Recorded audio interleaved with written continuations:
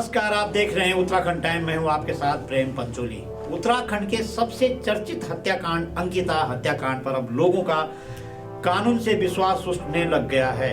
वह कैसे, जिसे मैं यहां सर्वोच्च न्यायालय के वरिष्ठ अधिवक्ता कॉलिन गोसाल्वेस के मार्फत बताने जा रहा हूं। वरिष्ठ अधिवक्ता कॉलिन गोसाल्वेस ने अफसोस करते हुए अपनी सोशल साइट पर लिखा है कि मुझे यानी उन्हें खेद है अंकिता, मुझे खेद है अंकिता कि आपकी हत्या की सीबीआई जांच की मांग करने वाले सुप्रीम कोर्ट में आपके मामले का निपटारा कर दिया गया और हम अभी तक मुख्य अपराधी को पकड़ने में कामयाब नहीं हुए हैं।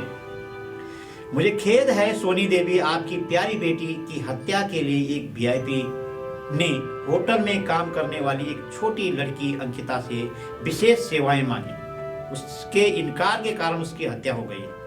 मुझे इस बात का भी दुख है कि हमारी पुलिस बल राजनेताओं के सामने इतनी झुक गई है कि वह किसी भी अपराध को छुपाने के लिए तैयार हो जाती है।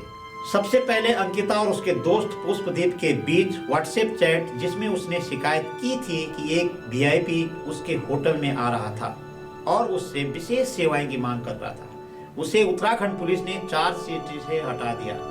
उन चैट में उसने अपने दोस्त से तुरंत आने और उसे बाहर ले जाने के लिए कहा।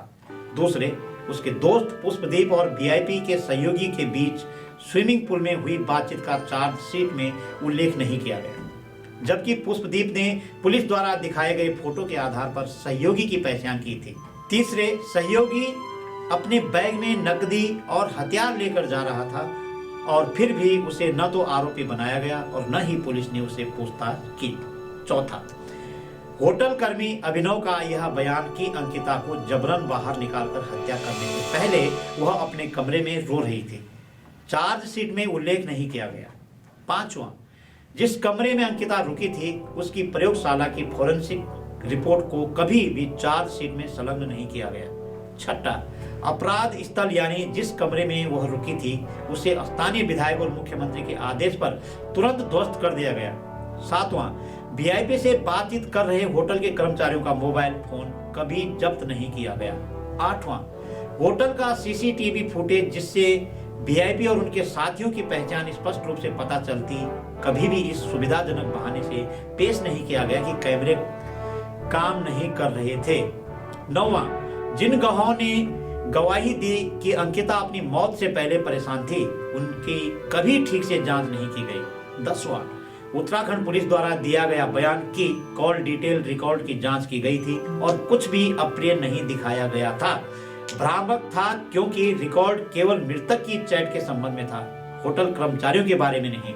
अंत में एक आरोपी के साथ मोटरसाइकिल पर पीछे बैठी अंकिता को दिखाने वाले वीडियो का अभियोजन पक्ष द्वारा गलत उल्लेख किया गया था, जो यह दर्शाता है कि उसकी हत्या और नहर में शव फेंकने से पहले वह किसी भी तरह की परेशानी में नहीं दिख रही थी। हालांकि पुष्पदीप ने अदालत में पेश किए गए साक्ष्य में कहा कि मोटरसाइकिल पर बैठी अंकिता ने उसे फोन किया और कहा कि वह बहुत डरी हुई है क्योंकि वह लोगों से घिरी हुई है और बात नहीं कर पा रही है। मुख्य आरोपी पुलकित आर्य ने अब ट्रायल कोर्ट से खुद का नार्को विश्लेषण करने का अनुरोध किया है, जिससे संकेत मिलता है कि वह घटनाओं के बारे में साफ साफ बताने के लिए तैयार है। लेकिन ट्रायल कोर्ट ने आवेदन को खारिज करके समय से पहले ही मामले को खत्म कर दिया। आरोपियों द्वारा खुद की ऐसी गवाही से वीआईपी की पहचान और भूमिका सामने आ जाती। पुलिस ने वीआईपी की पहचान छिपाई है। सीबीआई को जांच अपने हाथ में लेने और आगे की जांच करने का निर्देश देकर इस बाधा को दूर किया जा सकता था। माननीय अधिकारियों को लिखे पत्र में आरोप लगाया कि वह एक उच्च पदस्थ राजनीतिक अधिकारी थे जो अक्सर अपनी पार्टी के सदस्यों के साथ होटल में आते थे। सीसीटीवी फुटेज या कर्मचारियों के मोबाइल फोन प्राप्त करने के लिए उठाए गए प्राथमिक कदम भी मुख्य अपराधी की पहचान उजागर कर देंगे।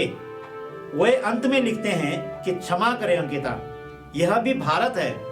हम महिलाओं की जिंदगी मायने नहीं रखती और उच्च और शक्तिशाली लोग बार बार बच निकलेंगे। आज की हमारी यह रिपोर्ट आपको कैसे लगी? बहुत ही दर्द भरी और दुखदायी घटना है। हम यही विश्वास करेंगे कानून पे कि आने वाले दिनों में ऐसी अंकिता जैसी हत्याकांड न हो। आपको यह रिपोर्ट अगर अच्छी लगी होगी कमेंट करके जरूर बताइए और इस तरह की घटनाओं पर अपनी टिप्पणी जरूर साझा करें। नमस्कार।